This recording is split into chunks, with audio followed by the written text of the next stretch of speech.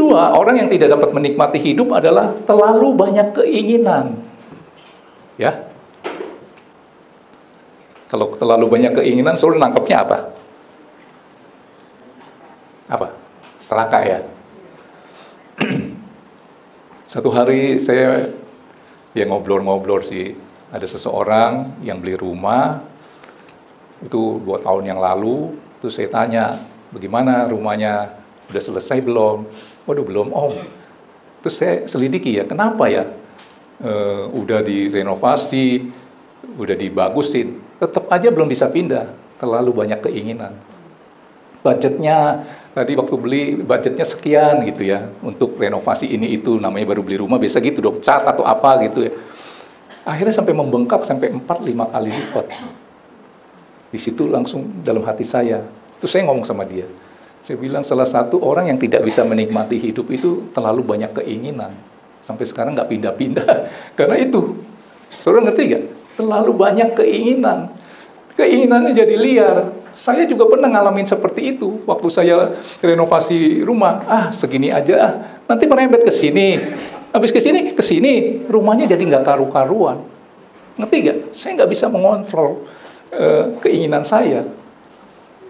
Terkontrolnya apa? Begitu budgetnya udah nggak ada, berhenti. Kalau masih ada, bangun lagi ke sini, coba ke sini. Akhirnya jadi nggak karu-karuan ya. Terlalu banyak keinginan boleh disebut keserakahan. Coba keluarkan ayat Kolose 3 ayat 5. Makanya kalau yang menjadi nahoda di dalam kehidupan kita, keinginan kita pun dikontrol oleh nahoda kita. Dia yang bawa. Kita maunya ke sana tuh, banyak hal-hal yang menyenangkan. Tapi kan kita nggak bisa suruh nahodanya, bisa nggak ke sana? Nahodanya bilang, lu diem aja, ikutin aja apa kata gua gitu ya. Tentunya ke sana. Suruh nangkep ini. Lihat, karena itu matikanlah dalam dirimu segala sesuatu yang duniawi. Kita serahkan hidup kita kepada Tuhan. Dia yang jadi nahoda. Yaitu percabulan, kenajisan, hawa nafsu, nafsu jahat. Ini kan jadi banyak keinginan. Dan juga, perhatikan, keserakaan yang sama dengan penyembahan berhala. Apa itu penyembahan berhala? Satu sistem yang kita buat di mana ada Tuhan, ada yang lebih penting daripada Tuhan. Tuh, penyembahan berhala, ya. Keluarkan ayat sebentar ya. Amsal 16 ayat 32. Kenapa ayat ini bisa keluar? Satu hari saya pergi ya, tur ziarah ke Turki, lihat-lihat jemaat mula-mula. Saya di satu rombongan itu diharuskan masuk ke satu toko kulit gitu ya. Gimana ya? Digiring supaya beli gitu. Keluar ayat ini nih. Orang yang sabar melebihi seorang pahlawan. Orang yang menguasai diri melebihi orang yang merebut kota. Kalau saudara nggak bisa mengendalikan diri sendiri, saudara bisa cilaka 12. Akhirnya saudara membeli sesuatu yang nggak berguna buat saudara. Cuman kepingin doang, udah beli, ya udah ditaruh begitu aja. Ya, saya kasih, kalau saudara belum nangkep, saya kasih satu cerita. Satu rombongan turis terdiri dari 30 orang pergi ke satu gunung yang mencapai puncak gunung itu perlu perjuangan. Pokoknya lika-liku lah, mesti naik kereta gantung. Akhirnya sampai ke satu tempat itu, dan di tempat itu ada sungai yang indah, ya bagus lah. Kenapa bisa bagus sungai itu? Karena banyak batu-batu berwarna-warni. Ya, tapi ada lumpurnya, sedikit kotor, tapi bagus oleh karena banyak batu-batu yang warna-warni. Di situ ada pengumuman nih. Pengumumannya berkata begini. Di sungai itu ada pengumuman, batu itu boleh diambil. Diambil kamu nyesal. Tidak diambil lebih menyesal. Regu ambil apa enggak? Diambil menyesal loh. Tidak diambil lebih menyesal. Ambil. Kotor loh, ya. Itu kan saya tadi katakan penuh dengan lumpur. Ambil, benar. Ambil. Nyesel loh. Regu B ambil apa enggak? Ambil. Ton ambil enggak, Ton? Ambil ya. Tapi lebih menyesal kalau ambil menyesal kan? Menyesal loh. Oke. Jadi ceritanya 30 turis itu separuh-separuh, 15 ngambil, 15 enggak. Karena dipikir, batu apaan? Kotor.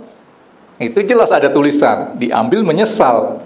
Tapi ada lagi, tidak diambil lebih menyesal. Anggap aja bohong gitu ya. Ada yang ambil nih, 15 ambil, 15 enggak. Akhirnya turun nih sampai ke satu hotel. Balik ke tempat asal gitu ya. Di seberang hotel itu ada toko permata. Kata orang, coba aja bawa batu itu. Begitu dibawa batu itu ke toko permata, dikeker-keker. Wah, pemilik toko itu terkejut. Ini batu blue sapphire nih harganya mahal sekali. Yang ambil nih nyesel. Kenapa? Tahu gak nyeselnya? Kenapa gua ambil cuma bener gak? Iya, bener kan? Nyesel dia. Aduh, malamnya nggak bisa tidur, mikirin. Aduh, kenapa cuma ambil satu? Begitu ambilnya yang kecil lagi, yang gampang dikantongin. Kenapa saya ngambil yang gede gitu ya? Hidupnya jadi menderita tuh. Tangkap ini. Yang nggak ambil lebih menyesal lagi. Suruh nangkap ini nggak? Ketika keinginan kita itu liar, ya jadi seperti itu. Nah, orang yang tidak bisa menikmati hidup apa? Orang yang terlalu banyak keinginan. Nangkap ini, ya. Kayaknya dia lebih bahagia kalau dia belum sampai ke puncaknya dan baca pengumuman itu. Mungkin dia nggak mikirin kan? Betul nggak? Tidur ya tidur aja, besok bisa mau kemana nih. Nah, gara-gara dia ambil batunya kecil lagi, karena dipikir gampang, dia nggak bisa tidur. Mikirin apa? Nyesel. Kenapa gua nggak ambil yang gede? Nggak bisa tidur loh. Bangun tidurnya, ya bagaimana sih orang yang kurang tidur? Nggak bisa menikmati wisata yang berikutnya. Kenapa? Tidurnya sampai jam 4 karena mikirin itu. Kenapa gua begitu bodoh? Ada yang seperti itu enggak? Ya, oke.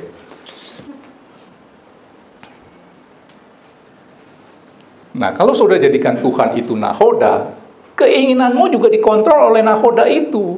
Yang tadi saya cerita, maunya kita ke kanan, tapi nahoda arahkan ke kiri. Udah, kiri itu pasti bahagia.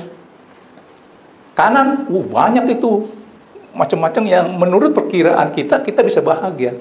Maka saudara harus berkata, my will, kehendakku, is his will. Kehendakku adalah kehendak Tuhan. Itu ya. Oke. Orang yang ketiga yang tidak bisa